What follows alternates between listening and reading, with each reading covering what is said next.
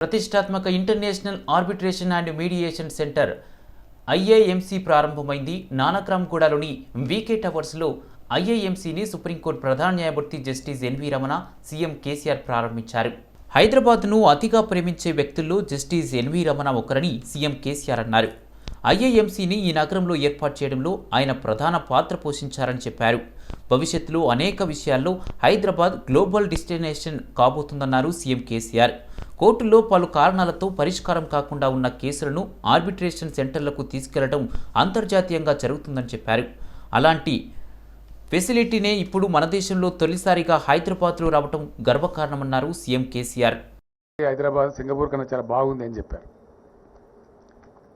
చాలా వ్యవహారాలలో అంతర్జాతీయ ప్రమాణాలకు దీటుగా, కొన్ని సందర్భాలలో అంతర్జాతీయ ప్రమాణాలను మించి మన హైదరాబాద్ నగరం పురోగమిస్తున్న ఈ సందర్భంలో చాలా ప్రోగ్రెసివ్ థింకింగ్ ఉండేటువంటి జస్టిస్ రమణ గారు వారు హైదరాబాద్లోనే ప్రాక్టీస్ చేసి ఇక్కడనే ఉన్నత శిఖరాలు అధిరోహించి ఈరోజు మనందరం కూడా గర్వంగా తలెత్తుకొని చెప్పుకునే విధంగా భారత న్యాయ వ్యవస్థకే ఉన్నత శిఖరంగా నిలిచి ఉన్నటువంటి సందర్భంలో ఒక మంచి ఫెసిలిటీ నేను ఎక్కడైతే ప్రాక్టీస్ చేశానో, ఎక్కడైతే పెరిగానో అక్కడ తీసుకొని రావాలనేటువంటి సదాశయంతో వారు దీవించారు. ఆ దీవెన ఫలితమే ఈరోజు మనం ఇనాగ్రేట్ చేస్తున్నటువంటి international arbitration and mediation centre. I really thank the minister for industries and also our Chief Secretary, the Secretary Industries, Mr. J.S. Ranjan and his colleagues for bringing up this facility within a short span of time. ఐఏఎంసీలో అంతర్జాతీయ స్థాయిలో సదుపాయాలు ఉన్నాయని justice NV Ramana అన్నారు. ఇది నా నగరం, అందుకే ఈ సిటీపై నాకు అభిమానం ఎక్కువని చెప్పారు. దేశంలో అత్యుత్తమ నగరాల్లో హైదరాబాద్ ఒకటని, వ్యాపారం వాణిజ్యంలో ఇండియాలోని టాప్ డెస్టినేషన్లో ఒకటిగా ఈ నగరం ఎదుగుతుందన్నారు చీఫ్ జస్టిస్ ఎన్వి రమణ. ఐఏఎంసీ ఏర్పాట్లో భాగం పంచుకోవడం ద్వారా ఈ నగర అభివృద్ధిలో పాలు పంచుకుంటున్నారనే సంతోషం ఉందన్నారు. ఈ సెంటర్ ఇక్కడ ఏర్పాటు చేయడానికి అవసరమైన అన్ని అర్హతలు హైదరాబాద్కున్నాయన్నారు. State. Now I want to tell certain things about the small, how this ADR movement has started in India. I have last time also mentioned, but I thought this time it is appropriate to quote the view of the Honorable, the then Prime Minister Sri P.V. Narasimha Rao Garu at that time, while inaugurating the International Center for Alternative Dispute Resolution in Delhi in 26 years back on 6th October 1995. He said it. Any democracy worth the man must provide for adequate and effective means of dispute resolution at a reasonable cost. Otherwise, the rule of law becomes a platitude and people may take law into their own hands, disrespecting peace, order and good government. Effective dispute resolution is also necessary to secure the smooth functioning of trade and commerce, unquote. These words were spoken around at the time the Arbitration Conciliation Act 1996 was drafted and debated. With the economic liberalization, Covid విపత్కర పరిస్థితుల్లో రోబోలు ప్రముఖ పాత్ర పోషించాయని governor Tamilisai Soundararajan అన్నారు. Secunderabad Tirumalagiri military engineering college of electronics and mechanical ఆధ్వర్యంలో జరిగిన inter college robotic పోటీలకు governor ముఖ్య అతిథిగా హాజరయ్యారు. అత్యుత్తమ రోబోలను తయారు చేసిన విద్యార్థులు కళాశాలలకు బహుమతులను అందజేశారు. రోజురోజుకి సాంకేతికత అభివృద్ధి చెందుతుందన్న గవర్నర్ ప్రధాని మోడీ ఆవిష్కరణలు ప్రోత్సహిస్తున్నారని పేర్కొన్నారు. గతంలో ప్రతి వస్తువును దిగుమతి చేసుకునే స్థాయి నుంచి ప్రస్తుతం ఎగుమతి చేసుకునే స్థాయికి భారత్ ఎదుగుతోందని హర్షం వ్యక్తం చేశారు. ప్రస్తుతం యుద్ధంలో ఉపయోగిస్తున్న ఆయుధాలు కూడా మేక్ ఇన్ ఇండియాలో భాగంగా తయారు చేస్తూ ఉండటం గొప్ప విషయం అని చెప్పారు. And it is the best place to play the role of a lead agency for development of robotic technology based autonomous systems, especially in the Indian Army. Our Honorable Prime Minister Sri Narendra Modi ji said, with the arrival of artificial intelligence, bots and robots, there is no doubt that our productivity will further go up. I am highly optimistic that you will achieve newer heights of excellence in all spheres. In the end, I wish you all a rewarding and professionally satisfying career, good health and success in all your endeavors. May God be with you always. Jai Hind, Jai Telangana. Chevella MLA కాలే యాదయ్య ఆధ్వర్యంలో శనివారం నవాబుపేట మండలం ఎల్లకొండ గ్రామంలో షిరిడి సాయిబాబా దేవాలయ ప్రారంభోత్సవం నిర్వహించారు. మంత్రి సవితా ఇంద్రారెడ్డి ఈ కార్యక్రమానికి చీఫ్ గెస్ట్గా హాజరై పూజలో పాల్గొన్నారు.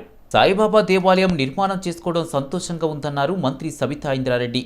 దేవస్థాన నిర్మాణాన్ని ఎమ్మెల్యే కాలే యాదయ్య చేపట్టడం ఆనందంగా ఉందన్నారు టీటీడీ చైర్మన్ వైబీ సుబ్బారెడ్డి. ఈ కార్యక్రమంలో తెలంగాణ రాష్ట్ర BC commission director Shubhaprad Patel, Vikarabad municipal chairperson Manjula పాల్గొన్నారు. చాలా మంచి కార్యక్రమం.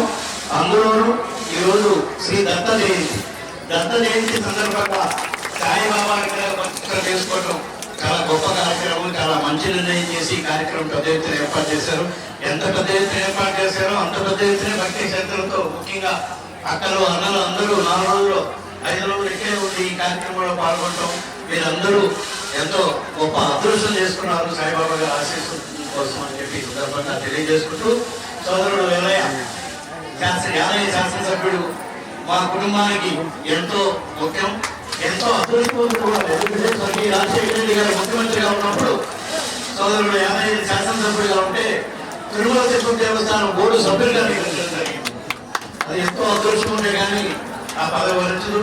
అందుకే అదృష్టం కాబట్టి ఆ పదవిలో ఉన్నారు కాబట్టి మీకు అందరికీ ఎంతో భక్తితో సేవ చేసుకోగలుగుతున్నాడు. తప్పకుండా రాబోయే రోజుల్లో కూడా మీకు అందరికీ ఎటువంటి దర్శనాలకు ఇబ్బంది లేకుండా రంజిత్ రెడ్డి గారు, యాదయ్య రెడ్డి గారు రికమెండేషన్ మేరకు తప్పకుండా మీకు అందరికీ దర్శన భాగ్యం ఎప్పుడైనా తిరుమల దర్శన భాగ్యం ఎప్పుడు కల్పిస్తామని చెప్పి తెలియజేసుకుంటూ, అదేవిధంగా పెరుగుతున్న నిత్యావసర వస్తువుల ధరలను వ్యతిరేకిస్తూ కాంగ్రెస్ పార్టీ పాదయాత్రను చేపట్టింది. రంగారెడ్డి జిల్లా ముడిమ్యాల నుంచి చేవెళ్లలోని ఇందిరాగాంధీ విగ్రహం వరకు 10 కిలోమీటర్ల మేర టీపీసీసీ అధ్యక్షుడు రేవంత్ రెడ్డి పాదయాత్రను చేపట్టారు. మూడిమ్యాలలో అంబేద్కర్ విగ్రహానికి పూలమాల వేసి రేవంత్ రెడ్డి పాదయాత్రను ప్రారంభించారు. ఈ పాదయాత్రలో మధ్యప్రదేశ్ మాజీ సీఎం దిగ్విజయ్ సింగ్ కూడా పాల్గొన్నారు. బీజేపీ పాలనలో నిత్యావసర వస్తువుల ధరలు, ఉప్పు, పప్పు, నూనె ధరలు అధికంగా పెరిగి సామాన్యులు బతకలేని పరిస్థితి ఏర్పడిందని దిగ్విజయ్ సింగ్ అన్నారు. కాంగ్రెస్ పార్టీ ఎప్పుడూ పేదల పక్షాన ఉండి పోరాటాలు చేస్తుందన్నారు. బీజేపీ పాలనలో పేదలు తీవ్ర ఇబ్బందులు పడుతున్నారని మండిపడ్డారు. సామాన్యుల పక్షాన కాంగ్రెస్ పార్టీ పోరాటాలు చేస్తుందని, అందుకే దేశవ్యాప్తంగా నిరసనలు, ర్యాలీలు చేపట్టినట్లు చెప్పారు. ప్రజల పక్షాన పోరాటాలు చేస్తున్న కాంగ్రెస్కు ప్రజలు మద్దతుగా నిలవాలని దిగ్విజయ్ సింగ్ తెలిపారు.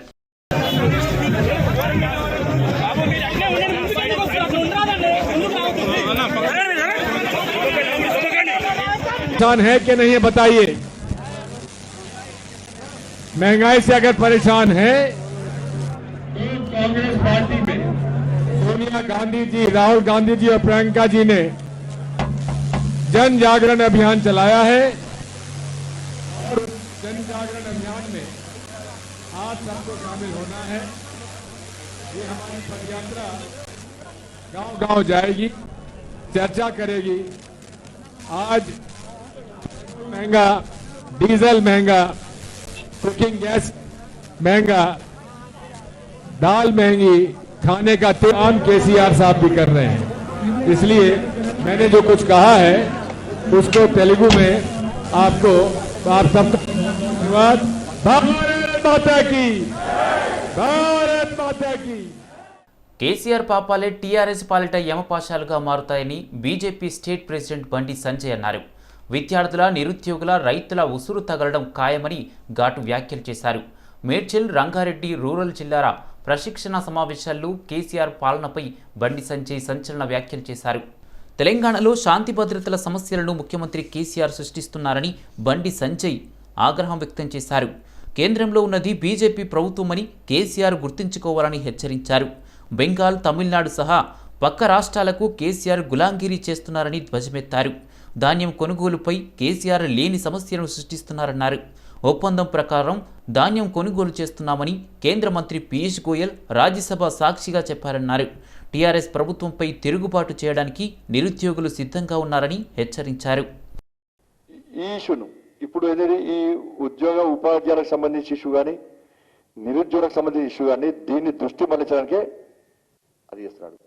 ఇవాళ రైతు కుటుంబాలు కూడా వాళ్ళ పిల్లలకు ఉద్యోగం రాక ఇబ్బంది పడుతున్నారు. సమస్య మీద మీ దృష్టి మళ్లించడానికి మాత్రమే రాష్ట్ర ముఖ్యమంత్రి పడుతున్న పన్నాగం ఇది. దాన్ని గుర్తించాల్సిందిగా తెలంగాణ ప్రజలకు నేను అప్పీల్ చేస్తా ఉన్నాను. అయినా కూడా పీయూష్ గారు ఏం చేశారు, ఎక్స్ట్రా వస్తువు కూడా తీసుకుంటాన్నాడు. రైస్ కొనాడు ఎవరన్నారని అంటున్నా. కొనాడు ఎవరన్నారు?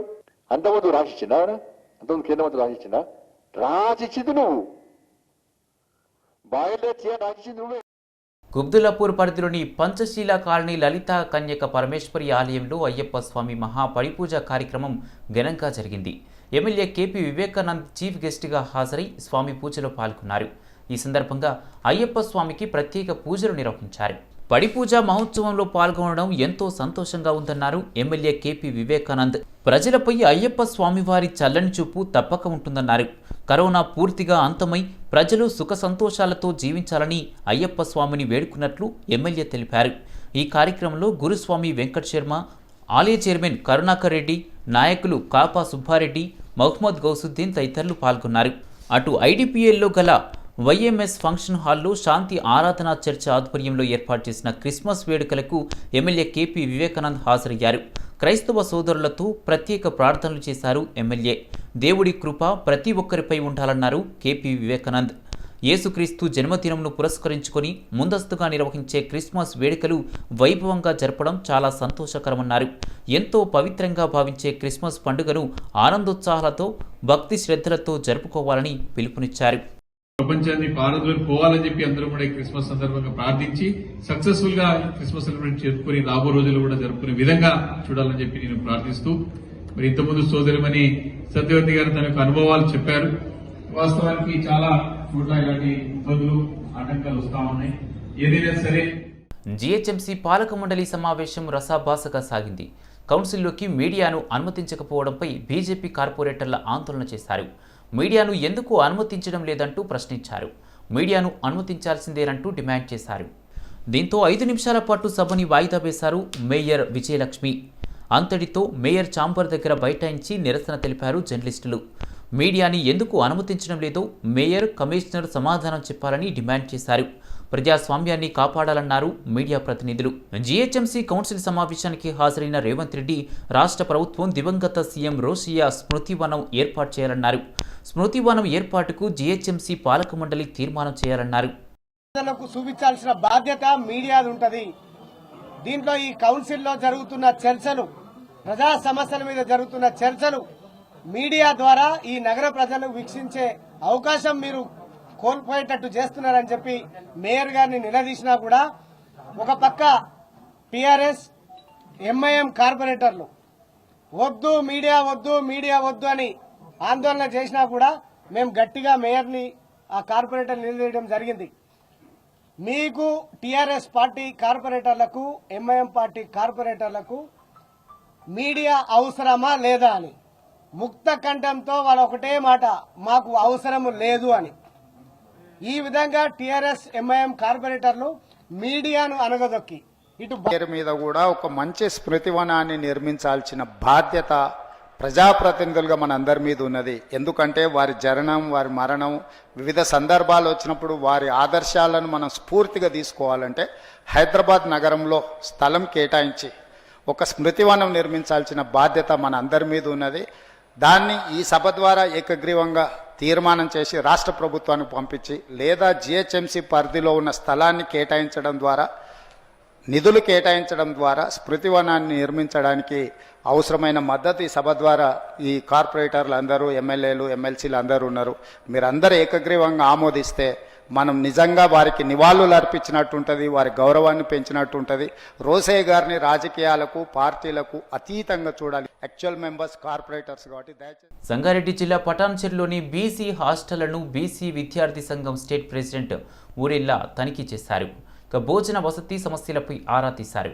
హాస్టల్లో భోజన వసతి సౌకర్యాలు, తరగతి గదులు, మౌలిక సదుపాయాల గురించి విద్యార్థులను అడిగి తెలుసుకున్నారు. తనిఖీ చేసి విద్యార్థుల సమస్యలు అడిగి తెలుసుకున్నారు. హాస్టల్లో ఎలాంటి ఇబ్బందులు ఎదురైనా విద్యార్థి సంఘాలకి సమాచారం ఇస్తే పరిష్కరిస్తామని చెప్పారు ఊరెల్లా.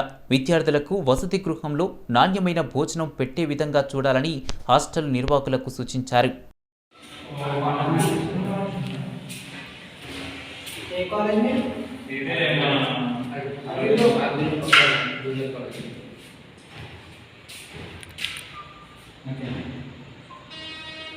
ఫుడ్ మంచిగా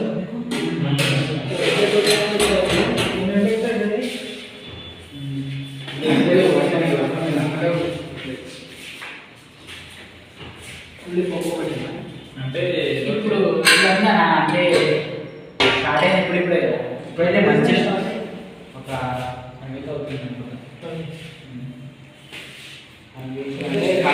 ఆర్డర్ వచ్చిన మాత్రమే ఒక 3 days అవుతుంది ఆర్డర్ వచ్చి అంటే ఇంతకుముందు మరి కరోనా కేసు వెళ్తున్నాయి కదా ఓపెన్ అవుతుందా బంద్ అవుతుందా అంటే ఎప్పుడు క్లారిటీ వచ్చిందంటే మనకి రీసెంట్గా ఉండాల్సింది అయితే ఆర్డర్ రావడం మాట్లాడుతుంది ఇప్పుడు ఈరోజు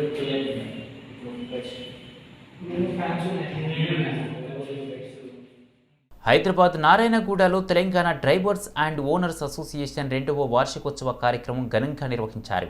ఈ కార్యక్రమంలో తెలంగాణ ప్రైవేట్ హాస్పిటల్ బాధితుల సంఘం రాష్ట్ర అధ్యక్షుడు జగన్ పాల్గొన్నారు. డ్రైవర్లను ప్రభుత్వం ఆదుకోవాలన్నారు జగన్. ప్రమాదంలో మృతి చెందిన కుటుంబాలకు ప్రభుత్వం ఆర్థిక సాయం అందించాలని తెలిపారు.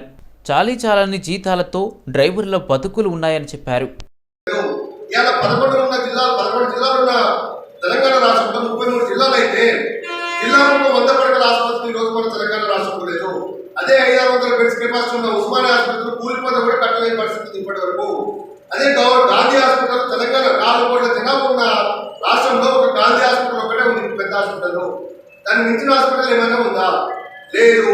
చిన్నపిల్లల హాస్పిటల్ ఒక నీలపర్ హాస్పిటల్ అప్పుడెప్పుడో ఇవ్వరాని ఉస్మానియా హాస్పిటల్, ఉస్మాన్ అలీ కానీ వాళ్ళ కోడలామె ఆమె కట్టిన హాస్పిటల్ నీలపర్ హాస్పిటల్. చిన్నపిల్లలకు మనకు ఒక 1 year బాబు కానీ ఒక 6 నెలల బాబు కానీ ఏమైనా ఎమర్జెన్సీ వస్తే నీలపర్ తప్ప ఇంకో హాస్పిటల్ ఏమన్నా తెలంగాణ రాష్ట్రంలో కానీ హైదరాబాద్ నగరంలో ఉన్నాయా? లేవు. అంటే ఇట్లాంటి సమస్యలు చాలా ఘోరాఘోరంగా ఉన్నాయి తెలంగాణ రాష్ట్రంలో. ప్రభుత్వాలు ఎంతో మంది, ఈ నాయకులను కాదు, టీఆర్ఎస్, కాంగ్రెస్, టీడీపీ ఇంకా ఏదైనా రాని ప్రభుత్వంలో నాయకులు వచ్చినా కానీ అక్కడ ప్రభుత్వం ఆరోగ్యపరమైన అంశాలపైన పట్టించుకోవట్లేదు. కావున ప్రతి ఒక్కరు డ్రైవర్స్ యూనియన్స్ ఎవరైతే ఉన్నారు, మంచిది ఏదైనా కంపెనీ, ఈ కంపెనీ ఆ కంపెనీ కాదు, మీరు ఫస్ట్ గా ఎంతమంది యూనియన్స్ ఉన్నారు డ్రైవర్స్. నగరంలోని జూబ్లీ హిల్స్ రోడ్ నెంబర్ 1లో hero Srikanth weekend Italian kitchens ను ప్రారంభించారు.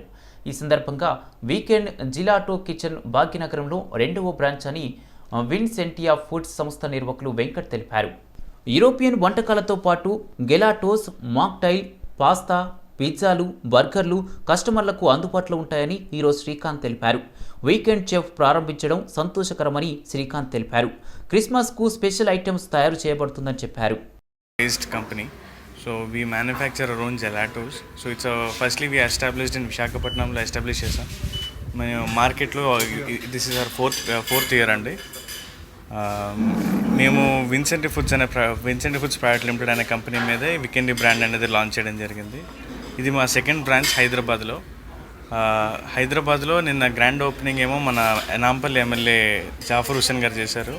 ఈరోజేమో గ్రాండ్ లాంచ్ ఏమో మన యాక్టర్ శ్రీకాంత్ గారు ఏమో మన బిల్లింగ్ లాంచ్ అయ్యాను, క్రిస్మస్ కేక్ సెరమనీ కూడా లాంచ్ చేశారు. So I thank every single person who has actually graced our event, and I thank media for supporting this. Varieties of So varieties ఏంటంటే we have different kind of gelatos అండి. So weekend is completely Italian type. So weekendi means weekends, so which is known in Italian language లో weekendi ని weekends అంటాం. So మన brand ఏంటి completely about gelatos, Italian cuisine and European cuisine with slight Indian touch ఇచ్చాం మనం. Ice creams or coffees? ఇక్కడ మనకి ఈ కెఫేలో you will get coffees, mocktails and all kind of Italian cuisine and gelatos here. I'm Venkat Shivaprasad అండి. I own this brand. చలి తీవ్రత పెరగడంతో రోడ్లపై, ఫుట్పాత్లపై నివసిస్తున్న యాచకులకు నేనున్నానంటూ అండగా నిలబడి 500 మందికి బీసీ విద్యార్థి విభాగం నాయకుడు రాజశేఖర్ గంగపుత్ర దుప్పట్లు, శానిటైజర్లు, మాస్కులు పంపిణీ చేశారు. చలి తీవ్రత పెరగడంతో రోడ్లపై నివాసం ఉంటున్న యాచకులకు తమ వంతు సాయంగా ఈ కార్యక్రమం నిర్వహించినట్లు చెప్పారు.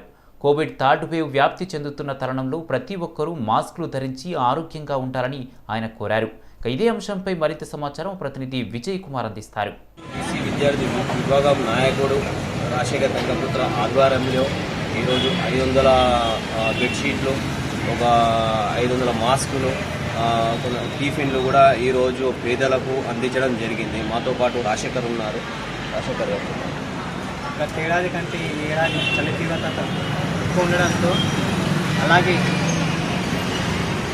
కరోనా, ఒమిక్రాన్ లాంటి వ్యాధులతో ఇబ్బంది పడుతున్నాను కాబట్టి, అతివేగంగా వ్యాపిస్తుంది కాబట్టి నేను ఈరోజు నిరుపేదలను దృష్టిలో పెట్టుకొని, రోడ్లపైన పడుతున్న నిరుపేదలను దృష్టిలో పెట్టుకొని వాళ్ళకి 500 బెడ్షీట్లు మరియు మాస్కులు, టిఫిన్ పంపిణీ చేయడం జరిగింది. అలాగే మాలాగే యువత కూడా ఇంకా ముందుకు వచ్చి ఇలాంటి సేవా కార్యక్రమాలు చేయాలని చెప్పి కోరుకుంటున్నాను. ఎందుకంటే ఎన్నో వృధా ఖర్చులు చేస్తుంటాం కాబట్టి మనకు తోచినంత వీళ్ళకి, ఇలాంటి నిరుపేదలకి సాయం చేయాలని చెప్పి నేను కోరుకుంటున్నాను. ఇలా ప్రతి ఒక్క యువత ముందుకొచ్చి మన రాజశేఖర్ లాంటి వాళ్ళ లెక్కనే మంచి మనసున్న వాళ్ళ వచ్చి ముందుకొచ్చి ఇట్లా పేదవాళ్ళకి సాయం చేయాలని కోరుకుంటూ సిటీ విజన్.